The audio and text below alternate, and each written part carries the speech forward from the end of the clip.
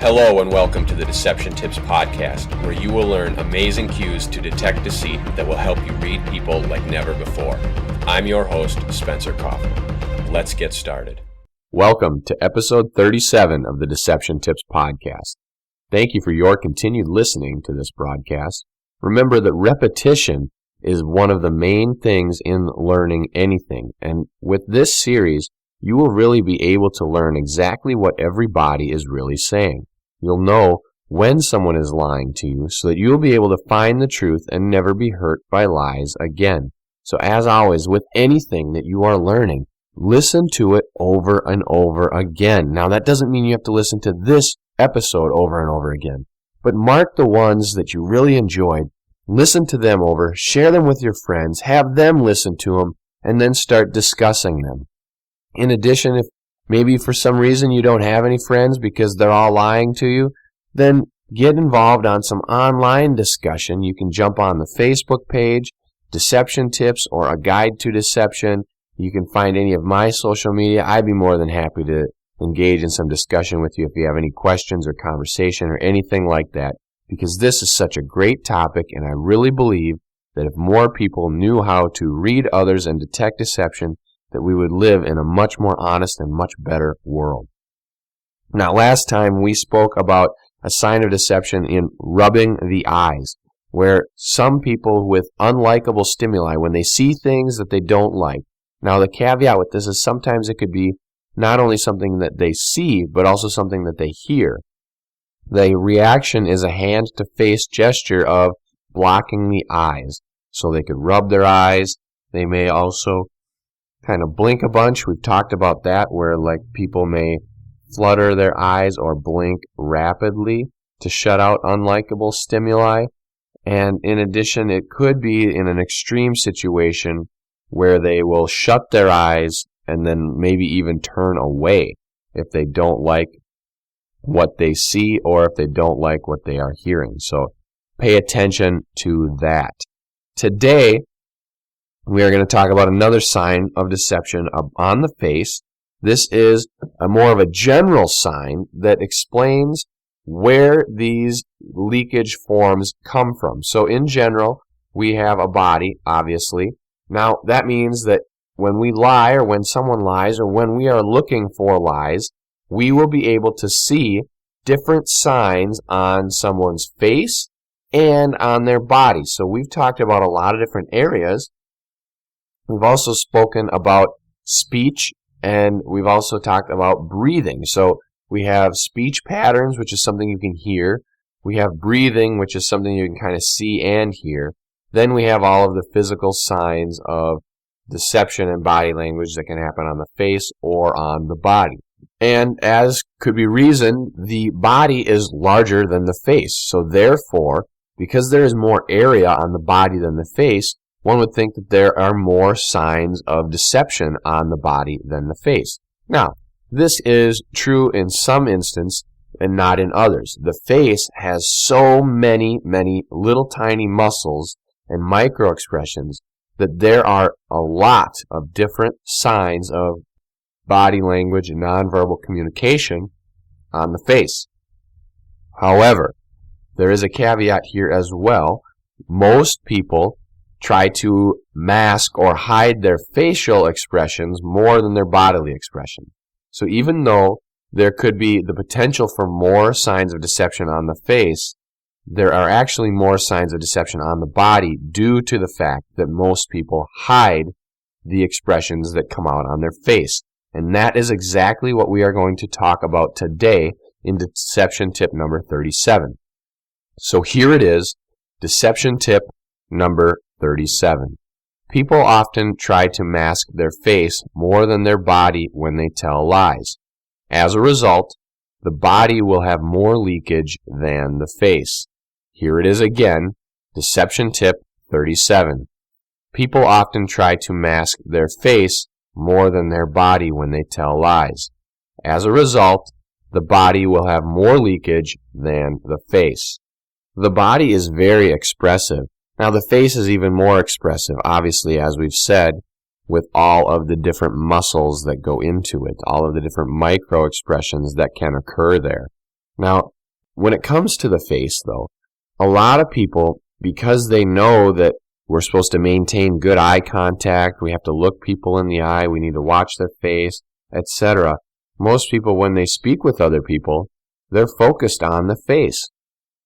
They're watching each other's eyes, their mouths, looking at their cheeks, looking around their chin, all around the field of vision, maybe looking over their shoulder, behind them, etc. So the face is always in the field of vision.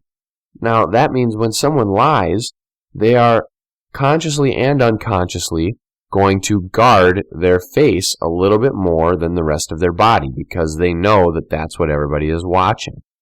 This can work to your advantage because then that means if they are focused on guarding their face, that means they are going to let their guard down on their body, which means that you can watch the body to find signs of body language that will leak deception. These will be nonverbal cues that happen all across the body that can leak that deception. Remember that the conscious and the unconscious are always fighting one another. They are at a head-to-head battle for the truth. The conscious wants to get away with the lie and serve itself, kind of fool other people and make it so that life is good and they don't have to have any conflict and try to get away with the lie so that they can move on. Whereas the unconscious is super truthful and always wants the truth to come out.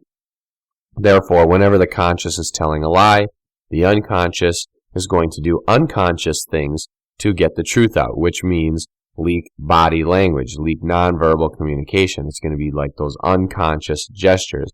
Now, if you train yourself to pick up on those gestures, which you have been doing, because now we are at 37, which means for the past 37 weeks, you have been listening to the Deception Tips podcast, and you are learning more about detecting deception and how to find these little unconscious cues. Now, we are going to talk a lot more about how people will mask the face more than the body and different signs and things like that coming up right after this. Not only can you listen to these deception tips, you can also watch a quick video explaining each one. Subscribe to the Body Language YouTube channel today. Once again, you're listening to the Deception Tips podcast. My name is Spencer Kaufman. This is episode 37, where we are talking all about how liars will attempt to mask the face more than the body.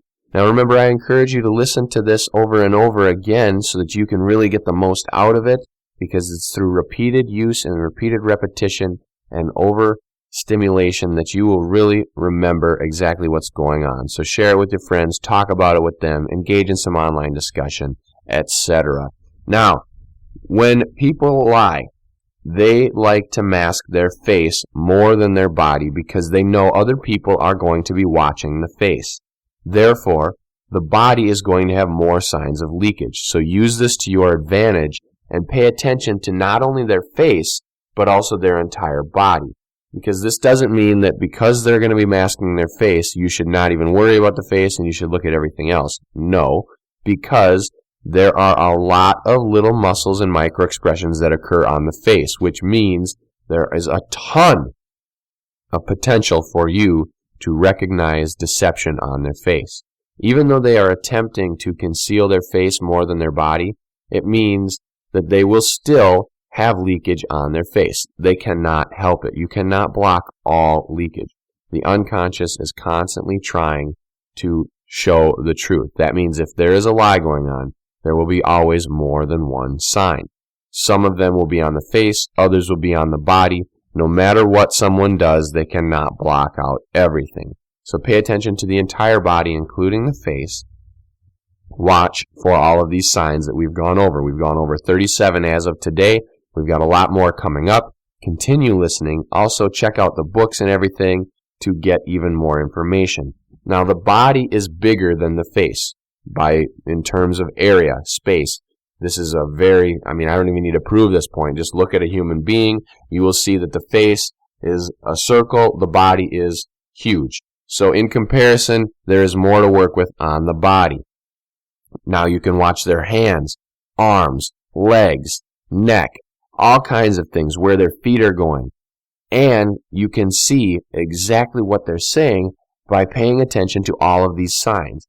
Therefore, when you are speaking with someone, you need to put yourself in positions so that you can monitor their entire body.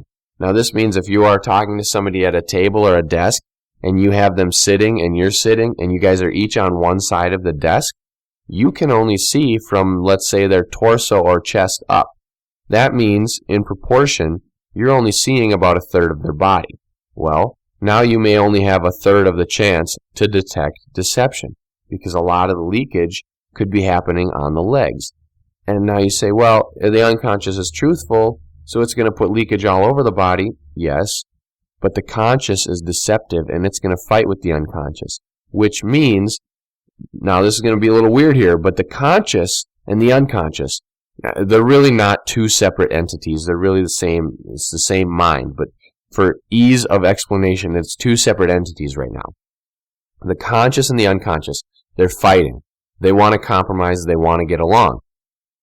So the conscious allows the unconscious to have this leakage because it knows, hey, no one really knows how to read people and how to detect deception, so I can let the unconscious have its way, let out a few signs of deception, no big deal because no one's going to see it. I'm still going to get away with the lie. Now, however, if there is someone sitting behind a table, the conscious is going to know that. Unconscious is going to still try to leak that deception.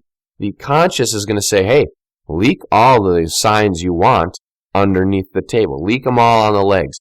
So that way, they won't be able to see it. Why? Because we're sitting behind a table. So the conscious is going to feel really good about letting the unconscious leak all the behaviors it wants behind the closed doors.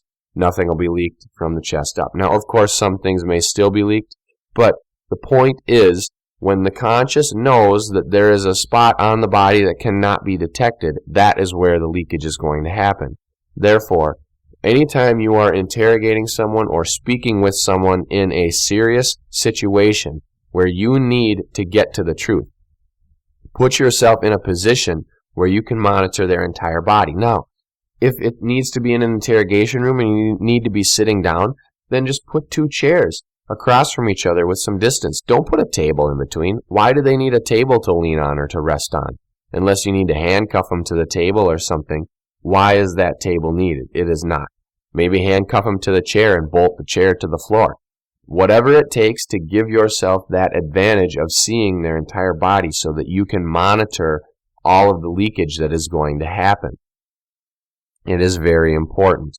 In addition, maybe it's a more casual situation where you guys can stand and talk to one another. That would be perfect because now you add the entire shifting of weight, moving back and forth, walking around, all of those nervous behaviors that can come with standing. Remember that there will always be more than one sign, so that means you can pay attention to all different signs. If you think you see one thing, let it ping up your antenna and start paying attention for more. Use those strategies we've talked about to revisit those conversations. If you're talking about last week when he did XYZ on Thursday, and you notice that there's a little shifting of something, a weight or a shoulder shrug, then say, all right, and tell me again about last Thursday, what happened when you did XYZ, and see if you see another sign. Don't be afraid to steer the conversation back to the certain spots where you think you've noticed deception. Remember, this is an art. You are not going to be calling people out on their signs of deception. Hey, you did a shoulder shrug right there. I know that means you're lying. No, that doesn't mean they're lying. You need to look for clusters and patterns of behavior. Therefore, steer the conversation back so that you can elicit those patterns and clusters of behavior. They aren't going to know what you're doing. They're just going to think that you have more questions on it or that you're talking, because human conversation is non-linear. It is a mess. It is chaos of back and forth, non-linear patterns. It's not a narrative. Therefore, when you're jumping back and forth, asking about things over and over again, it's going to seem pretty casual. So don't be afraid to do that in order to find the truth. Once again, I want to thank you for listening to the Deception Tips podcast. I hope that you'll share it with your friends, subscribe to the feed, check out the Deception Tips videos, the Deception Tips blog, and take a look at the books I have available. And as always, tune in next week for a new deception tip.